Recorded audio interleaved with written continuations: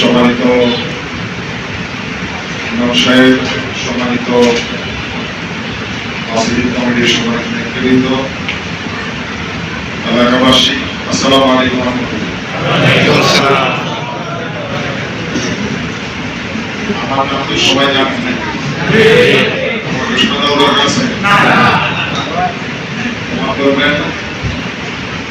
আসলে আমাদের রাস্তা যে পরিস্থিতি, 10 মিনিটের পথ লেগে যাওয়ার ব্যবস্থা, আমরা আরেকটি প্রোগ্রাম যেতে হবে। আমার সর্বশেষ পর্যন্ত যদি আমাদের থাকতে পারতাম, শরীর হতে পারতাম, এটা আমার জন্য একটা প্রশান্তি থাকে। কিন্তু আরেক জায়গায় শরীর হতে হবে। আপনার সাথে শরীর হতে পেরেছে, এই কারণে দোয়ায় শরীর রাখবেন।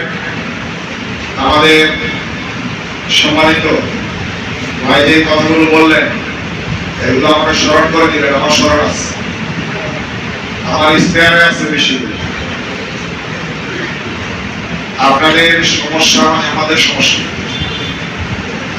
আমরা আপনাদের মাদক আজকে আপনারা দেখেছেন মনে হয়, আমরা যাত্রাবাড়িতে মাদকের বিরুদ্ধে অভিযানে গিয়ে একজন পুলিশ পরিদর্শক ইন্সপেক্টর উনি গুলিবিদ্ধ হয়েছেন। আমরা এর তীব্র নিন্দা জানাই। যারা মাদক ব্যবসা করেন, যারা মাদক সেবন করেন, যারা মাদকের সংশ্লিষ্ট মার্কেটিং বিভিন্ন সাথে জড়িত, তাদের বিরুদ্ধে শুধু পুলিশের অভিযান নয়, সকল শ্রেণী পেশার সকল মানুষকে নিয়ে আমরা অভিযান নামবো ইনশাআল্লাহ। আমরা শুধু মাদকের না বলবো না, শুধু মাদকের সাথে যারা জড়িত তাদেরকেও সামাজিকভাবে আমরা বয়কট করবো। আমাদের ছেলে মেয়ে বিয়ে দেওয়ার সময় যারা মাদকের সাথে সংশ্লিষ্ট, তাদের সাথে কোনো বিয়ে শাদী সম্পর্ক আমরা রাখবো না। আপনাদের একটি বার্তা দিচ্ছি আমি, আপনাদের ইমাম সাহেবদের উদ্দেশ্যে, শিক্ষক, শিক্ষা প্রতিষ্ঠান সকলের উদ্দেশ্যে আমি একটা চিঠি দিচ্ছি। চিঠি আসবে আপনাদের সামনে ইনশাআল্লাহ। আমরা মনে করি, যেমন মাদক দ্রব্য অধিদপ্তরের একজন সহকারী পরিচালকের সাথে কথা বলা হয়েছে, আইনের গতিতে চলবে। সামনে এমন আইন আসতে পারে, রোগ টেস্ট করা হবে, যার সাথে মাদকের সম্পর্ক তার কোনো সরকারি চাকরি হবে না। সেই ছাত্র পড়ালেখা করুক, সেই ছাত্র সার্টিফিকেট নিয়ে আসুক। সরকার যদি এমন আইন করে, আমরা কি সরকারকে সাপোর্ট করবো না? আমি একজন প্রতিনিধি হিসেবে আমি স্বরাষ্ট্র মন্ত্রণালয়, শিক্ষা মন্ত্রণালয় এই বিষয়গুলো নিয়ে আমি কাউন্সিলিং করব। যদি আইন না থাকে, আইন করার জন্য আমরা সংসদে প্রয়োজন বিল আনবো ইনশাআল্লাহ। মাদকের ব্যাপারে এই সাদাবাদী সহ সামাজিক অপরাধকে নিয়ন্ত্রণ করতে হলে আমাদের উদ্যোগ গ্রহণ করতেই হবে। কি বলেন সময়ের ভাইরা? আমরা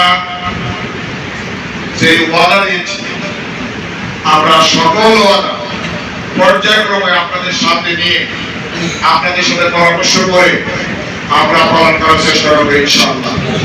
মাদক বলেন, এখানে আপনাদের বসার কথা বলেন, আপনাদের গ্যাসের কথা বলেন। আমি আজকেও একজন ইঞ্জিনিয়ারের সাথে কথা বলছি, আমরা খুব দ্রুত কর্তৃপক্ষের সাথে কথা বলবো।